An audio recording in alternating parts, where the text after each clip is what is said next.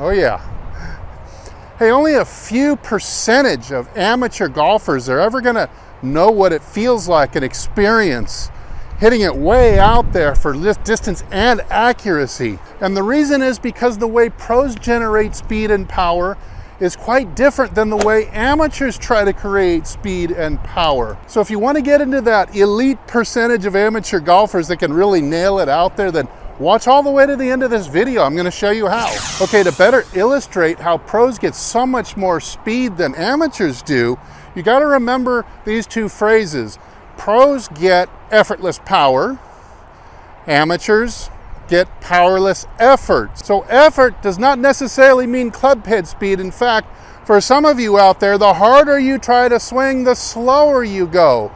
Meanwhile, that guy on TV looks like he's swinging so smoothly, or even the LPGA. You can see an LPGA, she's got just the slowest looking swing that hits the ball 280 yards. It's amazing, isn't it? Okay, let's look from the 30,000 foot perspective on how an amateur tries to make power. This would be your typical 10, 20 handicap golfer. They want to go for something more. They want to put a little extra into it. Chances are that they're going to rush the transition, and then they're going to pull. They're going to pull the handle down to the ball or at the target, which of course is going to impede the swinging progress, not allow the club head to accelerate. Meanwhile, the guys on TV, if they want to go harder at it and they want to hit a par 5 in 2, they're focusing more on knees and feet and loading the ground. Amateurs are thinking about pulling the club tensely down into the ground. Pro is looking at the ground more. So I got the chair behind me so you can kind of see what I'm going to show you with Rory McIlroy here in this swing. I'm using this video that's got a great view of the poles behind him, the chain link fence and the poles behind him. You can really see the amount of lateral shift that happens early in the downswing. So from a tall position, in other words, he's going to load up on a straight back leg.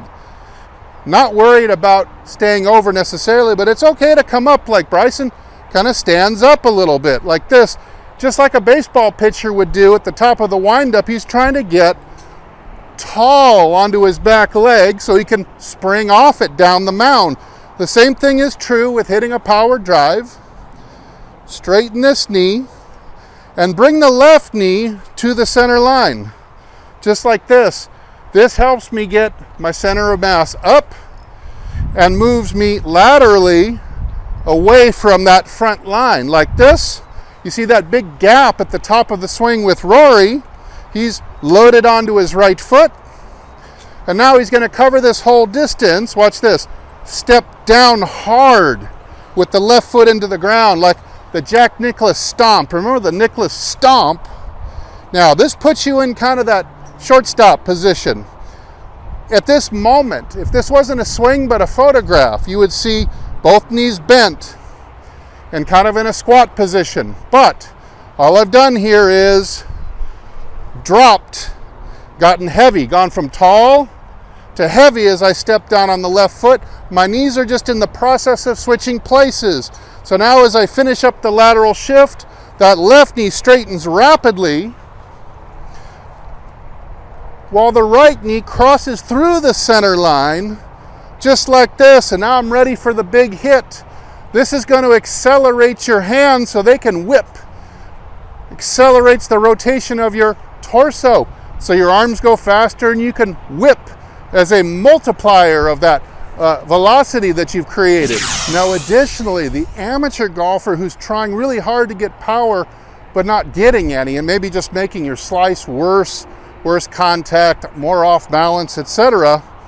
We've already discussed how the pros use the ground if they want to really go for a big one.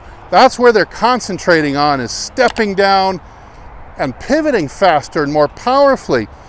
But this is the multiplication factor here that the amateurs often get messed up too, and that's in the release of the club head. So I have a stick here. Don't worry, I'm going to switch directions, camera angles in a second so you can kind of read this radar that's going on. But with this stick and just my left arm alone, I'm usually able to swing this with one arm and no weight shift much faster than most of my students can do it with two hands and a full turn and a weight shift. Not because I'm stronger, I've taken away all the muscle mass using just one arm. But while they're pulling, tensing up and pulling this way, 52 miles an hour, I can use half the energy and go 104. I just went exactly twice the speed with half the effort. So instead of pulling the handle through and squeezing, I'm staying extremely supple, and it's like a bullwhip action, like this. I get this elbow to tuck in and stay in front of my ribs, and I try to slow this end of the stick down, or even make it try to go backwards if I could. There's 127 right there. 133. 129. Let's see if we can go for 140 here.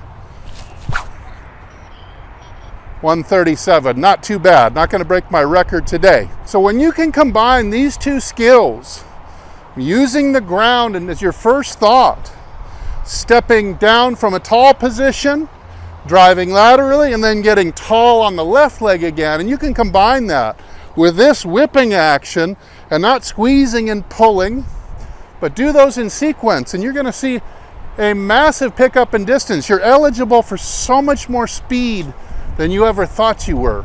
All right, we covered a lot of ground here today. If you have any questions about these techniques that I've just shown, please leave it down in the comments Please leave it down in the comments below. If you want a swing analysis or live one-on-one lessons, email me at steve@hititlonger.com.